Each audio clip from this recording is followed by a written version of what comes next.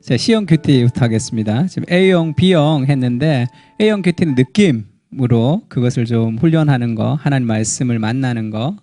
그 다음에 B형 큐티는 관찰에 대해서 하는데 관찰은 다양한 번역본 그리고 그 육하 원칙을 통해서 볼 수 있도록 그렇게 훈련하는 게 좋습니다. 사실 하버드 핸드릭스 책이나 여러 가지 귀납법 성경 연구라는 책을 보면 관찰이 너무 많아요. 관찰하는 방법이 너무 많습니다. 근데 너무 많으면 배울 때는 좋은데 그것을 실천하기가 쉽지 않은 것 같아요. 그래서 B형 큐티 정도로 하는 분들에게 기억하면서 할 수 있도록 좀 줄였습니다. 그래서 B형 큐티 관찰은 더 많은 관찰도 있지만 관찰하는 방식의 B형 큐티의 단계에서는 다양한 번역본을 보고 그리고 육하 원칙을 통해서 할 수 있는 것을 훈련하면 좋겠다. 그렇게 생각을 했습니다. 그리고 이제 세 번째 C형 큐티인데요. C형 큐티는 이제 내용 관찰과 느낌과 결단과 적용까지 세 가지가 있습니다. 근데 C형 큐티는 이 B형 큐티에서 결단과 적용만 더 덧붙여진 단계라기보다 조금 더 한 단계 더 나가는 단계라고 그렇게 생각을 해서 B형 큐티에서 연습했던 관찰보다 조금 더 이제 더 깊은 관찰, 그 다음에 B형 큐티의 느낌보다 조금 더 깊은 느낌 해서 그것을 좀 발전할 수 있도록 그렇게 구성을 했습니다. 그래서 야고보서 1장 22절에 보면 같이 한번 읽어볼까요? 시작. 너희는 말씀을 행하는 자가 되고 듣기만 하여 자신을 속이는 자가 되지 말라. 무시무시한 말씀이죠. 말씀을 행하는 자가 되고 듣기만 하여 자신을 속이는 자가 되지 말라. 왜 자신을 속인다고 성경에서 얘기했을까요? 말씀을 행하지 않고 말씀을 듣기만 하면 왜 자기를 속일까요? 내가 그런 사람인 것처럼 착각하기 때문이겠죠. 그것이 위험한 거죠. 내가 그렇지 않다고 생각해야지 그렇게 될 텐데 내가 그런 사람으로 생각하는 거죠. 말씀을 듣지만 행하지 않는데 그것을 자기가 그런 사람인 것처럼 생각하는 삶의 교만이 있을 수 있습니다. 그래서 A형 큐티, B형 큐티는 더 이제 C형으로 나갈 수밖에 없죠. 적용이 굉장히 중요하기 때문에 그렇습니다. 그래서 C형 큐티를 가리킬 때는 B형 큐티에서의 관찰은 이제 다양한 번역본과 육하 원칙이라면 거기에 더해서 한 가지 더 C형 큐티에서는 이제 조금 더 깊은 관찰로 문맥을 볼 수 있도록 훈련하는 것이 도움이 될 것 같습니다. 그래서 문맥은 굉장히 중요하죠. 안진섭 교수님이 쓰신 그 설교자를 위한 성경 해석학이라는 책에 보면 성경의 관찰, 성경 해석에서 무엇이 제일 중요합니까? 그렇게 물어요. 세 가지가 제일 중요하다고 얘기합니다. 세 가지. 뭔지 아십니까? 다 아실 것 같은데. 문맥으로 그렇게 얘기하시더라고요. 그래서 문맥이라는 것도 굉장히 중요하죠. 단어의 뜻이 아니라 성경 문맥에서 어떤 의미를 파악하는지가 굉장히 중요합니다. 그래서 C형 큐티를 가리킬 때는 이게 어떤 문맥에서 있는지를 좀 보는 게 좋죠. 그래서 이 더 깊은 관찰 문맥이라는 제목이 지금 사라졌는데, 그러므로 사람이 의롭다 하심을 얻는 것은 율법의 행위에 있지 않고 믿음으로 된 줄을 우리가 인정하노라 이렇게 얘기했습니다. 바울의 얘기죠. 바울이 사람이 의롭다 하심을 얻는 것이 율법의 행위가 아니고 믿음이다 이렇게 얘기했습니다. 그런데 야고보서 2장 24절에 보면 이로보건대 사람이 행함으로 의롭다 하심을 받고 믿음으로만은 아니니라 이렇게 해서 이것이 충돌하는 것처럼 보이죠. 로마서에서는 믿음으로 구원을 얻는다고 얘기하고 또 야고보서에서는 믿음이 아니라 행함이다 이렇게 얘기하니까, 그래서 이런 구절들의 충돌들, 성경에는 이런 충돌되는 구절들이 많은데 그것은 다 문맥적인 상황을 이해해야 되는 거죠. 문맥 안에서. 바울이 로마서 3장 28절에서 얘기하는 것은 믿음으로 구원받는 것을 얘기하는 거죠. 행위로 구원 얻지 않고 믿음으로 구원을 얻는 칭의에 대해서 얘기하는 것이고, 야고보서는 믿음을 통해서 일어나는 삶의 결과죠. 그것을 지금 얘기하고 있습니다. 그래서 우리가 심판을 받을 때도 하나님 앞에 최후의 심판을 받을 때 믿음으로 심판받지 않고 행위를 얘기하죠. 네가 소자에게 물을 줬다 안 줬다라는 삶의 행위를 가지고 얘기합니다. 그게 행위로 구원을 얻는다는 뜻이 아니라 믿음은 반드시 행이라는 선한 행이라는 삶의 열매를 맺기 때문이죠. 그래서 삶의 열매가 맺지 않으면 그의 믿음을 의심해 봐야 될 정도로 믿음이 행위가 우리의 구원의 요소는 아니지만 믿음으로 구원 얻은 사람에게 나타나야 되는 삶의 열매, 그러니까 나무를 심는 거죠. 그러면 열매가 맺히는 거.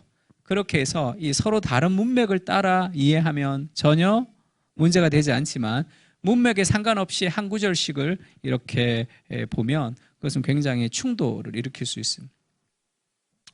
마가복음 10장 19절에 마태복음 너희가 넘겨줄 때에 어떻게 또는 무엇을 말할까 염려하지 말라.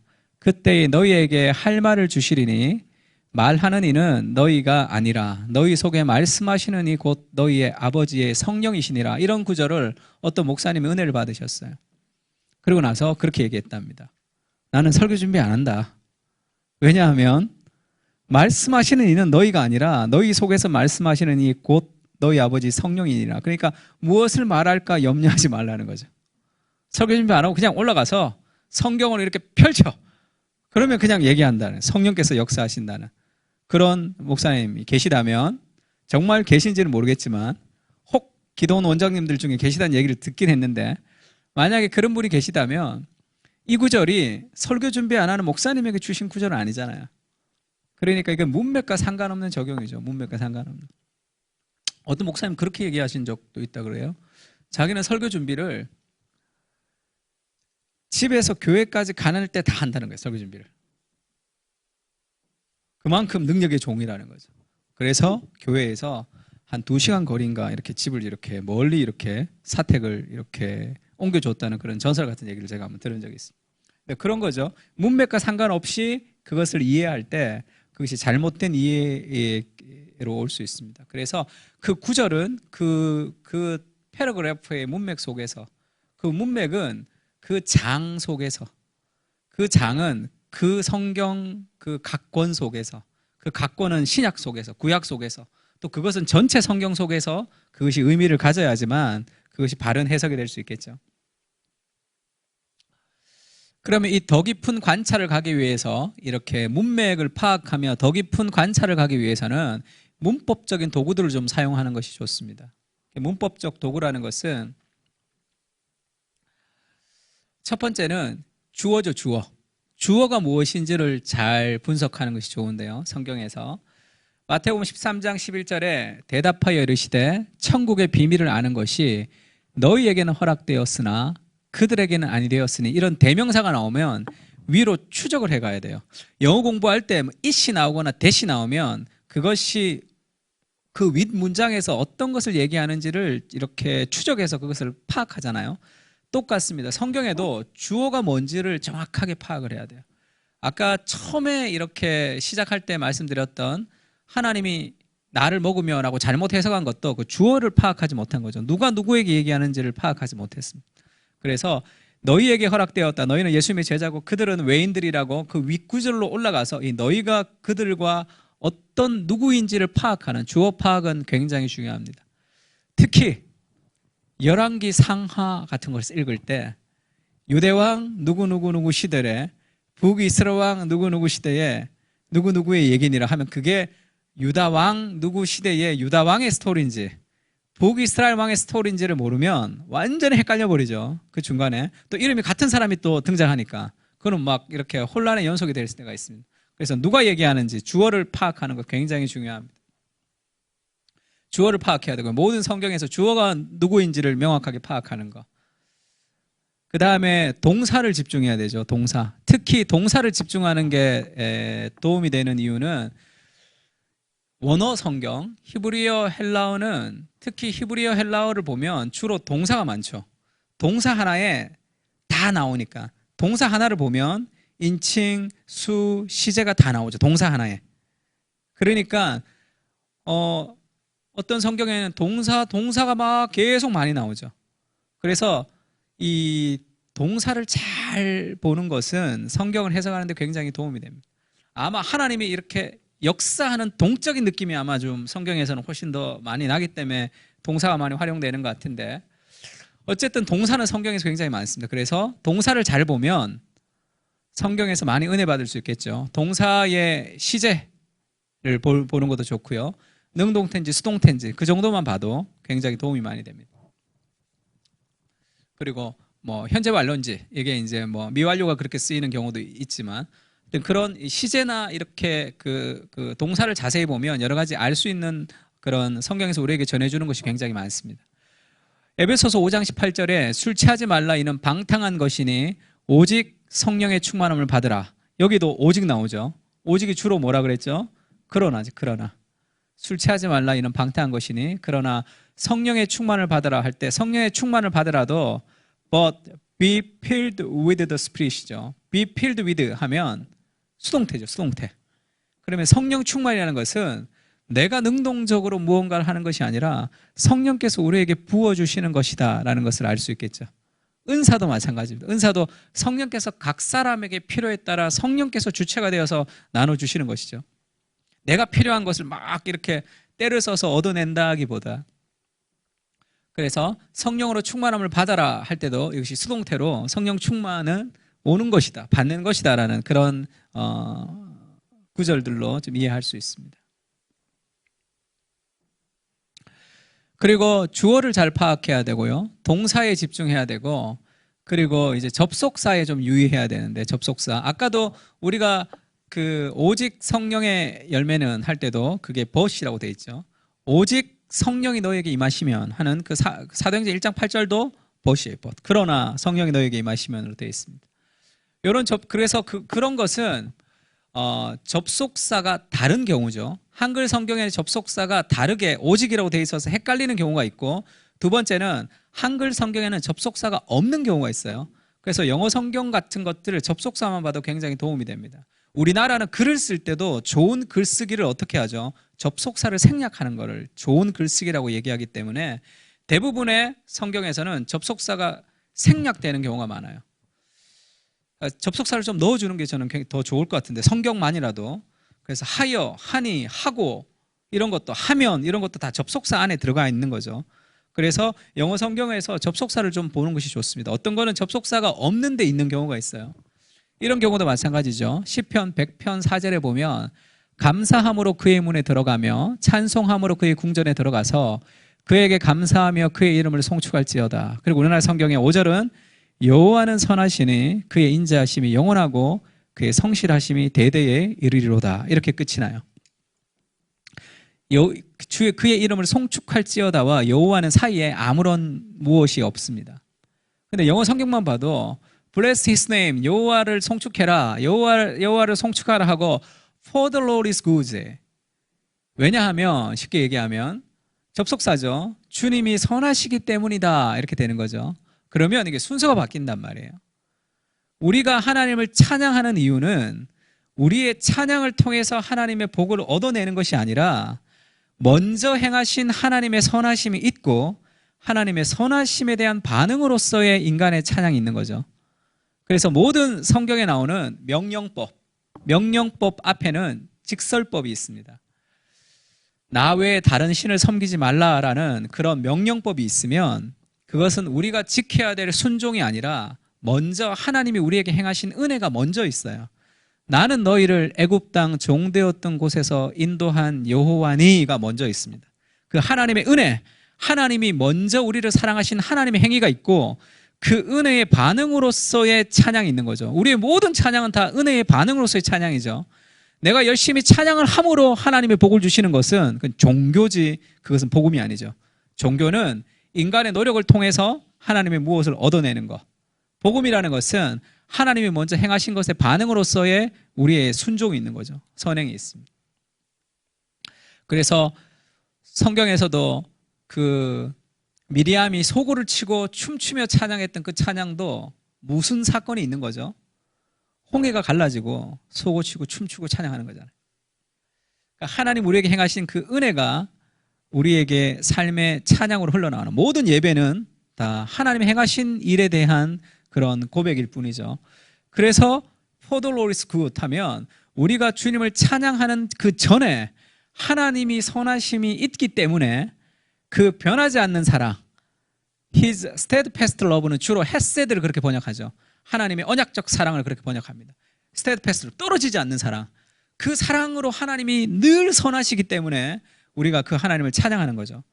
근데 이 접속사 하나를 빠지면 그의 이름을 송축할지어다 여호와는 선하시니 성실하심이 대대에 이르리로다 하면서 약간 명확한 순서의 개념들이 좀 이렇게 명확하지 않을 때가 있습니다. 근데 이런 것만 봐도 지금 훨씬 더 이 순서에 대해서 명확하게 할 때가 있습니다. 그래서 접속사는 한글 성경에서 나오는 접속사가 어떻게 쓰였는지를 보면 좋고요. 그 다음에 접속사가 한글에는 쓰이지 않았는데 영어 성경이나 접속사가 쓰이는 것들을 보는 것은 굉장히 도움이 됩니다. 그 다음에 인과관계예요. 주어를 파악하고 그 다음에 동사가 어떤지를 좀 살펴보고 그 다음에 접속사를 중심으로 보는 것이 성경에서 관찰을 굉장히 잘할 수 있는 방식이고요.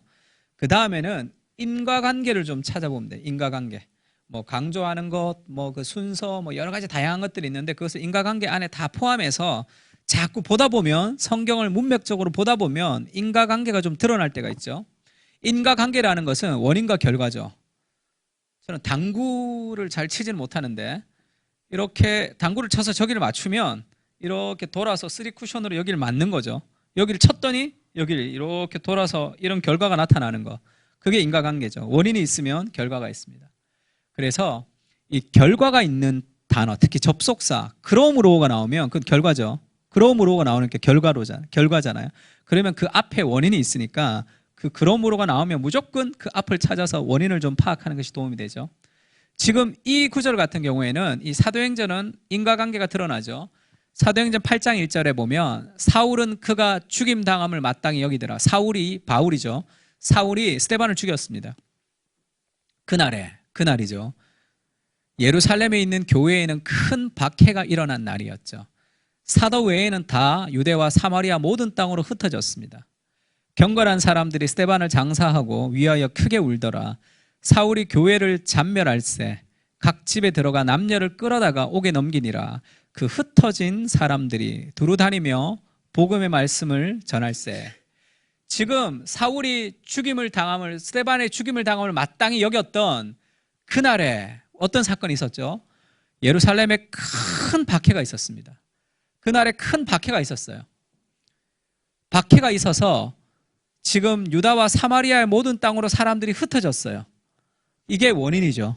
그날에 큰 고난이 있었습니다. 예루살렘 교회에 박해가 있어서 사람들이 흩어졌어요. 이 흩어진 사람들이 어떤 결과를 가지고 왔느냐? 그 흩어진 사람들이 두루 다니며 복음의 말씀을 전해서 온 세상에 복음이 편만해지는 이 사마리아와 땅끝까지 복음을 전하라는 예수님의 명령이 실행이 되는 거죠. 그래서 이 원인과 결과를 통해서 두 가지, 뭐 더 많은 것도 알 수 있겠지만 두 가지를 언급하고 싶은데 첫 번째는 삶에서 내가 지금 생각하는 박해와 고난이라는 것이 그것이 고난으로 끝나지 않고 이 고난은 더 큰 하나님의 선을 이룰 수 있겠구나라고 고난에 대한 관점이 바뀔 수도 있겠죠. 두 번째는 지금 이 고난은 누구로부터 온 거예요? 악한 세력으로부터 온 거죠. 사울이 이때는 악한 사람이었으니까. 악한 사람의 악을 통해서 우리가 억울한 고통을 당하는 거죠. 하나님은 악인의 악을 통해서도 하나님이 주권적인 역사를 만들어 가시는 분이시죠. 그런 삶의 원인과 결과들을 알 수 있습니다. 요셉도 마찬가지죠. 요셉의 인생도 요셉의 형들이 아주 악한 일을 했잖아요. 그 악은 결국 요셉이 총리가 되었기 때문에 하나님의 역사에 어시스트를 한 것은 아니잖아요. 가룟 유다가 예수님을 팔았어요.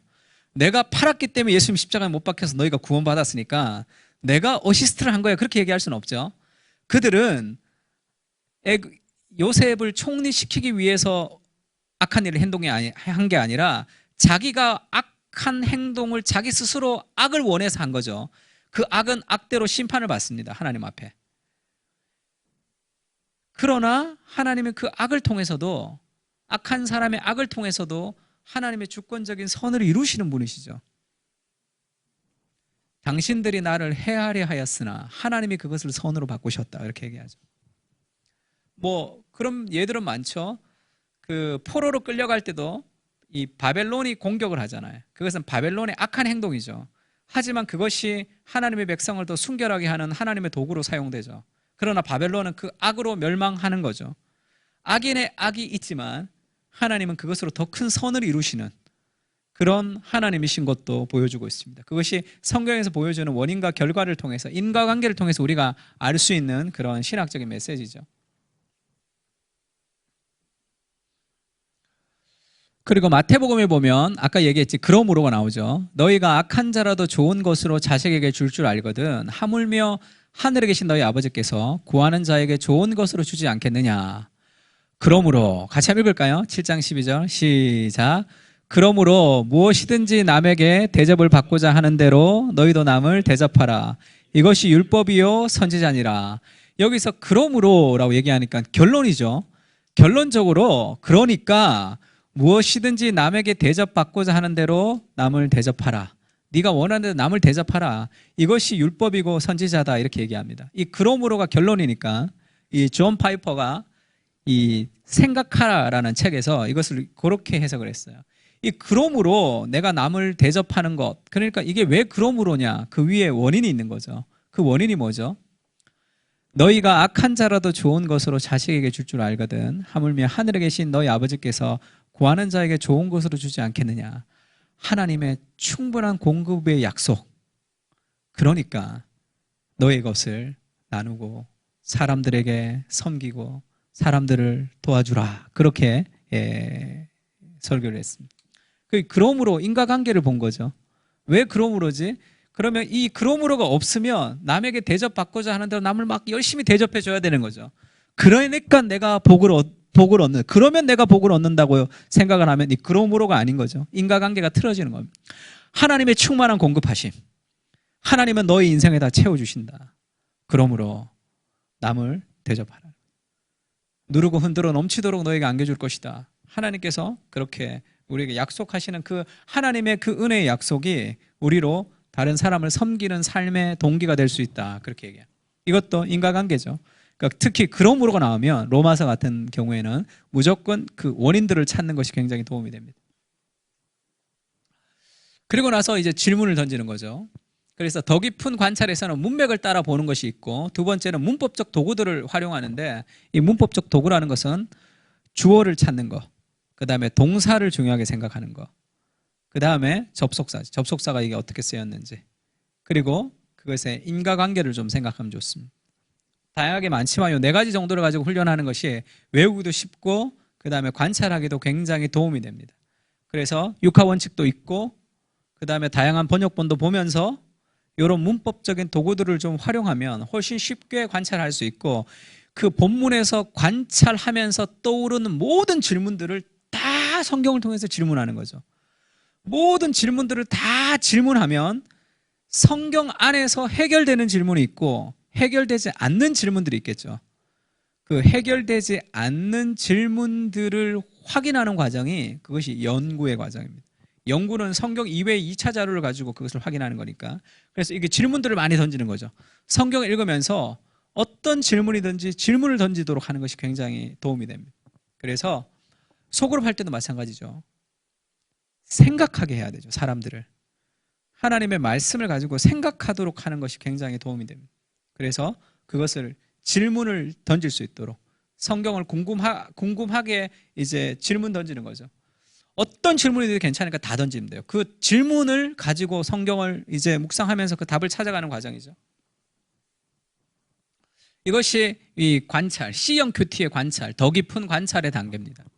그래서 지금 B형 큐티에서는 지금 번역본, 다양한 번역본을 보고 관찰하는 거, 육하 원칙을 가지고 대입하는 거, 그리고 C형 큐티에서는 그것을 그냥 단순한 게 아니라 문맥을 가지고 조금 보는 거. 그래서 그 문맥을 통해서 볼 때 문법적 도구들, 주어를 좀 파악하고 동사를 파악하고 접속사를 파악하고 그리고 인과관계를 보면서 지금 관찰하는 거죠. 그렇게 관찰한 내용들을 이렇게 질문을 막 던지는 거. 그렇게 질문을 던지면서 그 성경 안에서 좀 해답을 좀 찾아가는 과정, 그것이 굉장히 성경 묵상에서 도움이 됩니다. 그리고 두 번째는 이제 관찰을 했으면 C형 큐티에서 느낌인데요. 느낌은 조금 더 깊은 느낌. 아까 A형 큐티, B형 큐티에서도 느낌이 있지만 C형 큐티에서는 그 느낌을 조금 더 깊은 느낌들을 가지고 갈 수 있도록 가르쳐 주는 것도 좋습니다. 저는 여기 세 가지로 정리했는데요. 첫 번째는 성경을 읽으면서 그 등장인물의 마음 속으로 내가 들어가는 거죠. 내가 그 등장인물이라면 어땠을까라는 느끼는 거죠. 그것은 굉장히 도움이 됩니다. 예수께서 산에서 내려오시니 수많은 무리가 따라왔습니다. 한 나병 환자가 나와서 절하며 이르되 주여 원하시면 저를 깨끗게 하실 수 있나이다 하거늘 예수께서 손을 내밀어 그에게 대시며 이르시되 내가 원하노니 깨끗함을 받으라 하시니 즉시 그의 나병이 깨끗하여진지라 할 때 내가 나병 환자의 마음이 되는 거죠. 이것은 굉장히 중요한 이유가 이 등장인물을 생각하는 것은 상상력, 거룩한 상상력을 자극하는 거죠. 삶에 있어서 우리가 죄를 지을 때는 이 부정적 상상력이 발달하는 거예요. 하나님 앞에 거룩한 상상력이 자꾸 발달할수록 훨씬 더 삶의 변화가 큽니다. 설교할 때도 마찬가지죠. 설교할 때도 설교가 명제화된 설교로 던지지 말고 그것으로 그림을 그려주라는 거죠. 그렇게 이미지화되는 것으로 던져줘야지 훨씬 더 사람들의 삶의 변화와 기억하기에 좋습니다. 그것은 내가 등장인물의 마음 속에서 내가 등장인물이 되어보는 그 거룩한 상상력을 바운더리 안에서 할 수 있는 거죠. 그 성경이라는 그 바운더리 안에서. 나병 환자가 예수님 앞에 나갔는데 손을 내밀어 그에게 대셨다. 그렇게 얘기했어요. 그 맥스 루케이도라는 목사님이 홀미라고 아이들 그 동화책도 쓰고 그분은 거의 상상력의 달인이죠. 굉장히 거룩하게 상상력을 잘한. 이 본문을 그렇게 소설까지 막 쓰셨어요. 어느 한 가장이 있었는데 그 열심히 농사를 짓고 있었는데 어느 날 피가 막 났어요. 그러니까 부인이 여보 당신 피가 나요 이렇게 얘기했어. 왜 피가 나지? 딱 갔어. 그리고 또 열심히 일했는데 또 피가 나는 거예요. 상처가 났는데 모른다는 거잖아요. 갑자기 침묵이 흘렀답니다. 혹시 나병일 수도 있다는 거죠. 그래서 자기 와이프랑 자기 딸이랑 옷가지를 싸서 제사장한테 찾아가는 거죠. 그거 밖에서 기다리고 있어요. 제사장이 판결을 해서 나병이 되면 이제 진 밖으로 나가야 되니까 마지막으로 보는 거죠. 그리고 왔는데 나병이었어. 그러니까 뭐 보자기 같은 것도 이렇게 그냥 던져야 되겠죠. 이 격리가 돼야 되니까. 그래서 나병 환자가 그걸 받고 자기 부인과 딸과 생이별을 하는 거죠. 진 밖으로 갔으니까. 그러다가 딸이 너무 보고 싶었대요. 그래서 싹 숨어서 봤는데 자기 딸인지 잘 모르겠대요. 근데 저기서 애들이 막 놀고 있는 걸 보는 것만 해도 흐뭇했는데 공이 이쪽으로 굴러온 거예요. 공이 쓱 굴러왔어. 그리고 누가 공 찾으러 오다가 문득이 다 소리를 질렀다고. 그러니까 다 애들이 다 도망가죠. 도망을 가는데 어떤 한 여자애가 2번 정도 뒤로 힐끗 보며 갔다는 거예요. 그러니까 자기 딸이었을까? 자기 딸일지도 모른다. 막 이렇게 온갖 상상으로 그날 밤을 못 잔 거죠. 그러다가 예수님이 지나가신다는 것을 그가 들은 거죠. 죽기를 각오하고 내가 한번 가봐야 되겠다. 그리고 덮어 쓰고 막 숨어 있었겠죠. 그러다가 예수님이 지나갈 때 많은 무리가 따랐으니까 확 나갔단 말이에요. 무엇하여 주기를 원하느냐? 깨끗하게 낫기를 원합니다. 그런데 예수님이 말씀으로 낫게 하실 수도 있죠. 실로암 물가로 씻으라 할 수도 있습니다. 그런데 그 예수님이 손을 내밀어 만졌다는 거죠. 그러니까 다르게 고칠 수도 있는데 예수님이 다르게 그 애를 치료할 수도 있지만 예수님이 손을 내밀어서 만졌다는 거죠. 나병 환자는 아무도 만지지 않죠. 아무도 자기를 만져주지 않고 아무도 자기와 가까이 하지 않는 진 밖에 있는 가장 불결하고 더러운 존재였는데 자기는 그 가장 순결하신 예수 그리스도 그분이 이 땅에 오셔서 자기를 만진다는 거죠. 그럼 이것은 단순한 몸의 회복이 아니라 그 삶의 정서와 그의 영혼을 하나님 회복시키는 하나님의 방식이었다. 그는 그렇게 해석했습니다. 손을 내밀어 그에게 대심해. 궁금했던 거죠. 왜 예수님이 나병 환자에게 손을 대어서 고쳤을까? 말씀으로 고칠 수도 있는데 그것은 아무도 만져주지 않는 그 손을 댔을 때 그 느낌이 어땠을지 자기가 나병 환자가 돼본 거죠. 그러니까 그게 얼마나 감격스러워요. 그 예수님이 자기를 만지시는 거잖아요. 그것을.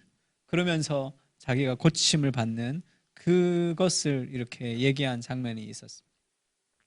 내가 등장인물로 들어가는 거죠. 등장인물 속에 한 사람이 되어서 그 성경의 스토리들을 막 상상하는 겁니다. 저는 굉장히 도움이 되죠. 이 느낌에서 내가 등장인물이 되는 것은 굉장히 좋습니다. 성경의 묵상이 잘하는데 굉장히 도움이 되죠.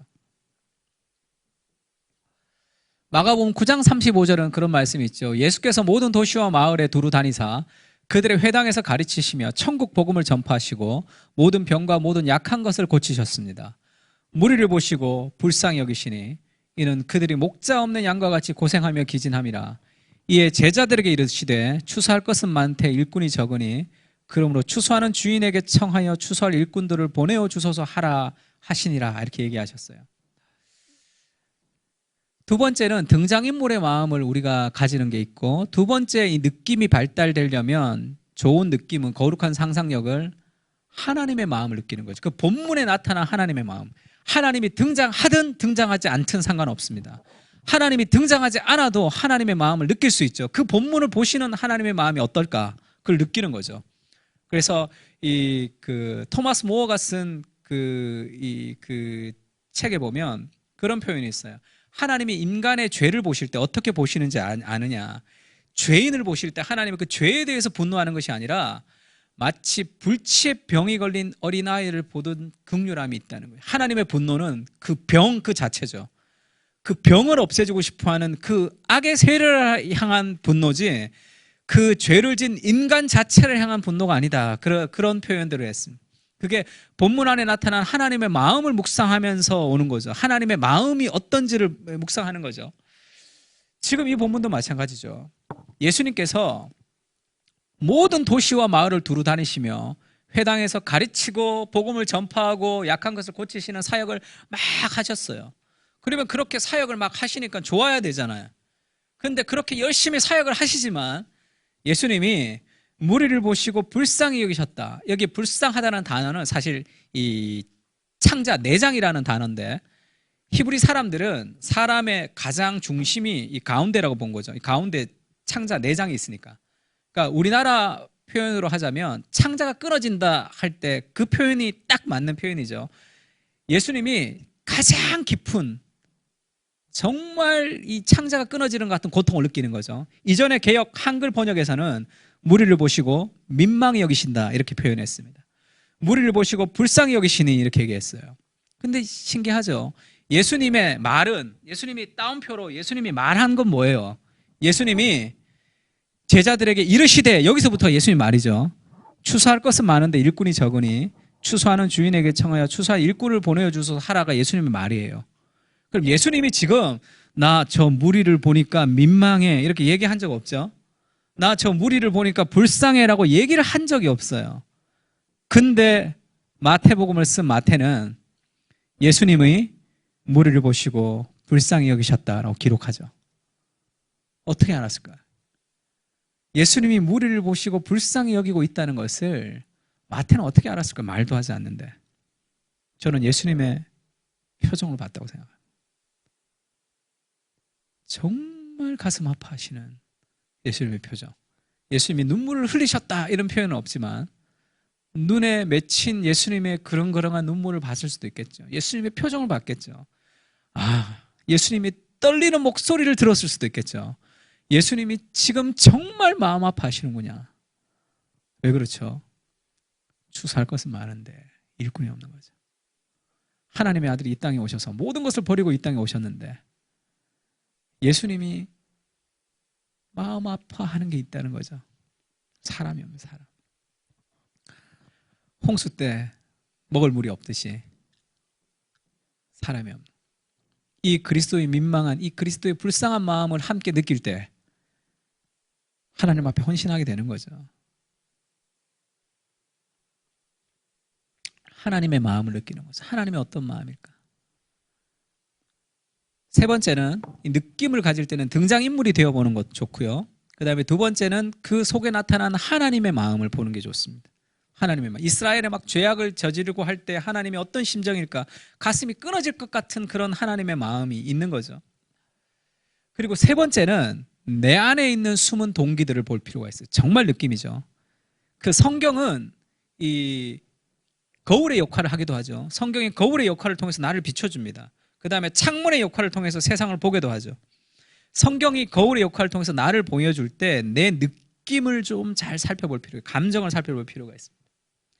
팀 켈러가 그렇게 페이스북에 쓴 글이 하나 있습니다. 인정을 받고 싶어하는 사람에게는 가장 큰 악몽이 거절이에요. 힘에 중독된 사람은 굴욕을 당할 때 견딜 수가 없습니다. 안정감에 사로잡힌 사람은 안정이 깨지는 고난에 견딜 수가 없죠. 뭐든 자신이 통제해야 하는 사람에게는 불확실한 상황이 그들에게 가장 큰 두려움입니다. 이게 뭐죠? 마음의 우상이죠. 사람의 마음 속에 하나님보다 더 사랑하는 모든 것이 다 마음의 우상이죠. 그래서 뭐 가족을 사랑하는 거, 그건 좋은 일이죠. 교회를 사랑하는 거, 목사님들이, 그것도 좋은 일입니다. 건강한 교회를 하고 싶어 하는 거, 그것도 굉장히 좋은 일이죠. 그러나 좋은 것이 하나님보다 더 좋게 되면 다 우상이 되는 거죠. 가족을 사랑하는 것이 하나님보다 더 사랑하게 되면 그것은 삶의 우상이 됩니다. 그건 어떻게 드러나냐 하면, 내가 결혼을 했는데 남편이나 아내를 굉장히 우상으로 하나님보다 더 사랑해요. 그건 어떻게 드러나냐 하면, 남편이 내 인생에 큰 실망을 주거나 아내가 내 인생에 큰 실망을 줄 때 완전한 절망 상태에 빠지게 되는 거죠. 그래서 슬픔과 절망은 좀 다른데, 슬픔은 이겨낼 수 있는 어려움이고 절망은 이겨내지 못하는 절망이죠. 그래서 자식도 마찬가지예요. 자식이 우상이 된 사람은 자식이 내 말대로 안 돼요. 자식이 막 이상하게 되면 완전히 절망 가운데 빠져서 교회도 나오지 않고 말씀도 보지 않습니다. 성경이 있고 하나님이 계셔도 그것이 어떤 위로도 될 수 없어요. 그러면 그 사람이 회복되기 위해서는 뭐가 필요하냐면, 내가 자식을 하나님보다 더 사랑했습니다라는 삶의 회개를 통해서 사랑의 순서가 바뀌면서 삶이 바뀌는 거죠. 모든 삶의 변화는 사랑의 순서가 바뀔 때 삶이 바뀌는 겁니다. 그러면 내 삶의 우상이 어떤 걸로 드러나냐 하면, 내가 어떤 것에 절망하는지를 보면 그것이 내 삶의 우상일 확률들이 많습니다. 그래서 나는 건강한 교회를 하고 싶어요. 그것이 이 꿈입니다. 근데 그것이 우상이 어떻게 될 수 있냐면, 내가 건강한 교회를 하고 싶은데 교회가 잘 안 건강해지는 것 같아요. 그러면 좌절을 할 수 있겠죠. 자기 자신에 대해서. 그래, 나 같은 놈이 뭐 하겠어. 그 다음에 두 번째는, 자기 좌절이 안 되면 다른 사람을 향한 공격이 되겠죠. 이상한 교인들이 설교를 들어도 바뀌지도 않는 교인들처럼 아주 이상한 교인들만 와서 그렇다고 그렇게 비난할 수 있겠죠. 세 번째는, 건강한 교회가 되지 못한 외부적인 환경, 집세가 오른다든지 돈이 없거나 그렇게 되면 그것에 대한 두려움이 있는 거죠. 그러면 자기 절망과 비난과 두려움 속에서 사로잡힌 거죠. 왜요? 그게 우상이 됐기 때문이죠. 하나님을 사랑하는 것보다 더 우상이 되는 모든 것은, 더 사랑하는 모든 것은 다 우상이 됩니다. 그 나를 노예로 삼는 거예요. 여러 가지가 좀 힘들고 상황이 어렵지만 이것을 통해서 내가 더 하나님을 사랑하는 단계로 밟아갈 수도 있잖아요. 하나님을 가장 사랑하는 것이 가장 우선이 될 때, 그때 삶의 완전한 회복이 있습니다. 그러면 내가 하나님보다 더 사랑하는 것이 무엇인지를 큐티를 통해서, 이 느낌을 통해서 드러나는 거죠. 그것을 이제 배우는 거죠. 그래서 무엇이 나를 힘들게 하는지, 무엇이 나를 좌절스럽게 하는지, 무엇이 나를 고통스럽게 하는지, 그리고 이제 삶의 우상은 내가 제일 많이 생각하는 거예요. 주로 내가 이제 백일몽이라 그러죠. 가만히 있을 때 내가 무슨 생각 많이 하는지, 그러면 그것이 내 삶의 우상인 경우가 많습니다. 그 우상이 하나님의 말씀을 읽으면서 때로는 기분 나쁘게 확 다가올 때가 있어요. 이런 말씀은 내가 도저히 받아들일 수 없어! 라고 다가올 수도 있습니다. 그리고 어떤 것은 굉장히 큰 내 마음의 어떤 감정의 요동으로 다가올 수도 있죠. 어떤 내 감정을 살피는 거죠. 하나님의 말씀을 따라 나의 감정을 살피면 내 감정의 끄트머리에 우상이 딱 붙어 있는 경우가 있어요. 그 감정을 따라 그 우상들을 드러낼 때가 있습니다. 그렇지 않으면 은혜를 받지만 자기를 부인할 수 없는 은혜가 될 수가 있어요. 자기 부인이 없는 은혜가 될 수 있겠죠. 내가 마음의 우상을 가지고 있는데 그 부분은 절대 건드려서는 안 돼요. 다른 부분만 은혜를 받고 싶은 거죠. 그러면 반쪽짜리 하나님, 그것은 정말 하나님, 성경의 하나님이 아니죠. 우리가 믿는 하나님이. 그렇게 될 확률이 있습니다. 그래서 이 느낌을 볼 때도 내가 등장인물이 되어보는 거, 그 다음에 그 등장인물을 보는 하나님의 마음을 보는 것도 좋고요. 그 다음에 정말 내 감정, 하나님의 말씀을 통해서 느껴지는 나의 감정의 끄트머리를 추적해 가는 것도 굉장히 좋습니다. 왜 내가 불안한지, 왜 내가 견딜 수 없는지. 누군가의 비난에 견딜 수 없는 사람들은 그 명성이라는 그 교만이 있는 거죠. 내가 남들보다 더 괜찮은 사람이라는 그런 삶의 모습이 무너질 때 이 분노하는 경향이 많습니다. C형 큐티의 한계는 마찬가지겠죠. C형 큐티의 한계는 이 연구라는 단계가 빠져 있기 때문에 내가 이런 관찰을 통해서도 내가 했던 이 해석이 이것이 정말 맞는지 틀리는지에 대한 확인이 불가능하다는 거죠. 그래서 C형 큐티만 해도 좋은 관찰을 할 수 있지만 이것을 확인할 필요가 있습니다. 특히 조금 더 신학적인 문제는 더 그렇겠죠. 제가 이 고난주간에 그런 묵상을 한번 들은 적이 있는데, 엘리 라마 사박다니 할 때 하나님이 그렇게 사랑했던 예수님과 분리되는 거죠. 그러면서 그 분리가 그렇게 태초로부터 이어왔던 삼위일체가 분리되었다, 이렇게 묵상을 했어요. 그러면 은혜는 더 될 수도 있겠죠. 그 삼위일체까지 분리시키면서 지금 그렇게 깨지면서 하나님 나를 사랑하셨단 말이야 하면 더 은혜가 될 수가 있지만, 그렇게 되면 대부분의 교리가 다 이상하게 되는 거죠. 예수님의 신성과 인성에 대한 이해가 부족하기 때문이죠. 삼위일체가 깨지면 큰일 나죠. 예수님의 인성적인 분리와 신성을 그것을 이해하지 못할 때 이제 그런 식의 묵상이 막 길을 이렇게 타고 갈 수도 있습니다. 그래서 내가 묵상한 것, 내가 관찰한 것, 아주 잘 관찰했다 하더라도 그것이 바른 해석인지에 대한 확인 작업이 필요하죠. 그것이 연구입니다. 그래서 연구는 두 가지인데, 첫 번째는 내가 했던 해석을 확인하는 거예요. 두 번째는 내가 질문을 던졌듯이 이렇게 관찰을 통해서 이렇게 질문을 던졌던 그 질문 중에 지금 답을 찾지 못했던 것, 그것에 대해서 답을 찾는 과정이죠. 그래서 그런 질문들이 막 많아지는 것은 굉장히 도움이 됩니다. 그래서 저도 청년들에게 그 질문, 그 성경을 읽으면서 성경을 읽고 있냐 이렇게 묻지 않고, 성경 읽고 뭐가 궁금하냐 다 질문하라는, 목사는 성경 읽은 것에 질문에 대답하는 사람이라 좀 활용해라. 그래서 늘 성경 읽으면 뭔가 질문을 던지라 그래요. 질문. 그래서 교회 이 카페에는 성경 Q&A란을 만들어 놨습니다. 뭐든지 성경 궁금한 것은 질문해라. 그럼 목사님이 아는 거 질문해주고 모르는 거 공부해서라도 질문해 줄 테니 답을 해줄 테니까 다 올려놔라. 그래서 질문들을 많이 이렇게 올려놓습니다. 다른 사람도 이제 볼 수 있도록. 그래서 성경을 통해서 질문을 좀 많이 던지라고 격려를 하셔야 돼요. 왜 질문을 못하는지 아십니까? 초등학생 같은 질문들이 많기 때문에 그래요. 신앙생활을 오래 했지만 하나님이 왜 선악과를 만드셨나요를 내가 지금 교회 집사까지 다 됐는데 그거를 내가 지금 모르죠. 잘 모르면서 그거를 모른다는 게 부끄럽단 말이에요. 그 사실 하나님이 왜 선악과를 만드셨나는 초등학생의 질문은 그것은 어마어마한 깊이 있는 철학적인 질문이에요. 사실. 그러니까 그런 질문들에 대해서 굉장히 부끄러워하는 경향들이 많습니다.